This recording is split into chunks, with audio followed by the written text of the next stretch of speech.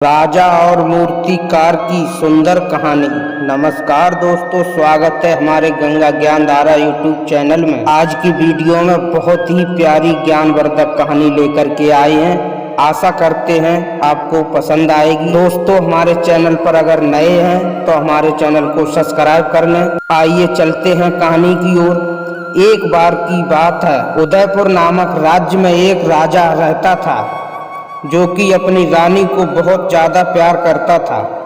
राजा रानी के बिना एक पल भी नहीं रह सकता था। धीरे धीरे समय बीतता गया। राजा रानी दोनों बूढ़े हो गए, लेकिन उन दोनों के बीच प्यार और बढ़ता गया। कुछ समय बाद रानी की तबीयत खराब होने लगी। राजा अपनी रानी का इलाज बड़े बड़े वैद्यों से करवा रहा था, लेकिन बीमारी ठीक नहीं हो रही थी, जिसके कारण एक दिन रानी की मृत्यु हो जाती है। उस दिन से राजा बहुत दुखी रहने लगा। राजा के अधिकारियों ने सोचा क्यों ना एक रानी की प्रतिमा बनवाकर दरबार में लगवा दी जाए, जिसे देखकर राजा अपने गम को थोड़ा बहुत भुला सकेंगे।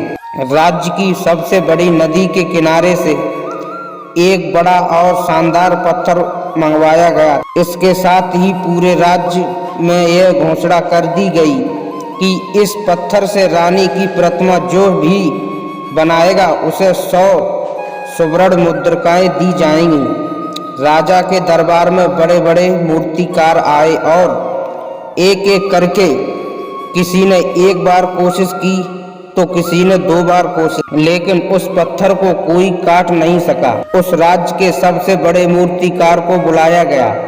उसने पत्थर देखा और राजा से कहा, मैं यह प्रतिमा बना दूंगा।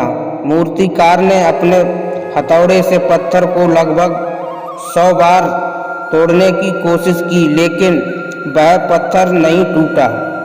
उस मूर्तिकार ने कहा कि इस पत्थर से मूर्ति नहीं बना पाएंगे।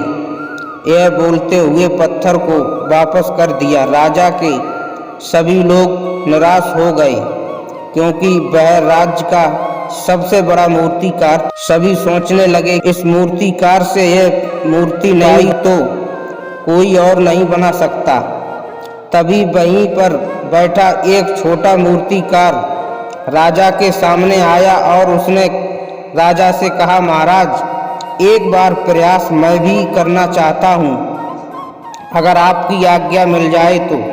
राजा ने सोचा कि चलो इसको भी एक मौका देते हैं। उस मूर्तिकार ने जैसे ही उस प्रतिमा अपनी पहली हथौड़ी मारी, पत्थर टूट गया और वह धीरे धीरे रानी की प्रतिमा बनाने लगा। राजा ने सोचा, काश राज्य के सबसे बड़े मूर्तिकार ने हार मानी होती, एक और कोशिश की होती। लेकिन अगर मूर्तिकार ने नजरिए से सोचते तो क्या प्रयास का कोई अंत होना चाहिए या फिर अंतहीन प्रयास करते रहना चाहिए। यह बहुत ही विचारणीय विषय है। सबका अपना अपना अलग अलग मत है। हमें कभी भी हार नहीं माननी चाहिए।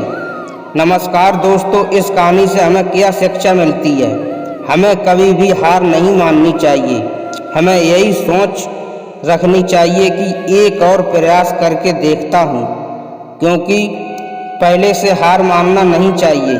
नमस्कार दोस्तों, उम्मीद है कहानी आपको प्रिय और पसंद आई होगी। नमस्कार, राधे राधे।